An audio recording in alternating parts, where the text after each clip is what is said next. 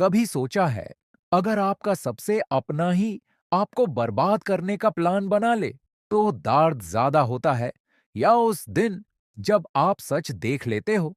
यह कहानी है दोस्ती के नाम पर धोखे की।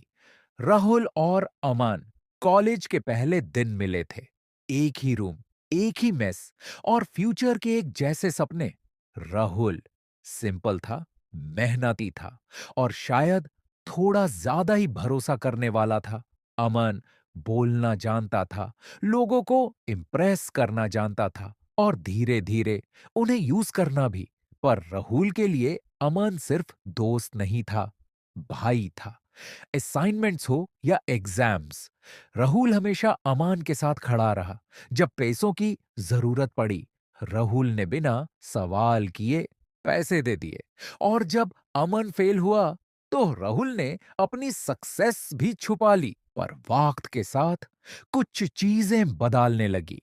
अमान की बातों का अंदाज, उसकी आंखों का रंग और उसकी मुस्कुराहट, जो ऊपर से नॉर्मल लगती थी पर अंदर कुछ और ही कह रही थी।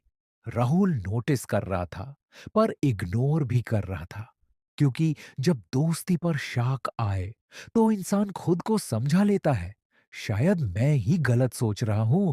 एक दिन राहुल को पता चला, उसके आइडियाज, उसके प्लान्स अमन अपने नाम से प्रेजेंट कर रहा है।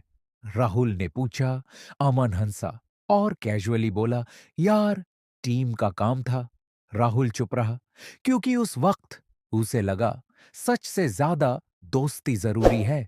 फाइनल ईयर प्रोजेक्ट, प्लेसमेंट का मौका और यहीं सब कुछ खत्म हो गया।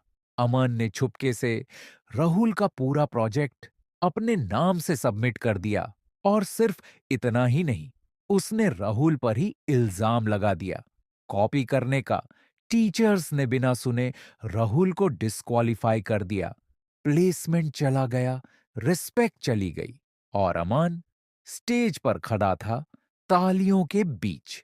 राहुल लास्ट बेंच पर बैठा था, सर झुकाए। उस दिन राहुल ने एक बात समझ ली, सबसे गहरा घाव दुश्मन नहीं देते, अपने देते हैं। वक्त गुजरा, राहुल चुप रहा पर रुका नहीं। उसने स्किल्स सीखी, खुद को स्ट्रांग बनाया और धीरे धीरे खुद को बदल लिया। 2 साल बाद एक नई कंपनी, इंटरव्यू पैनल में एक जाना पहचाना चेहरा, अमन। पर आज सिचुएशन बदल चुकी थी।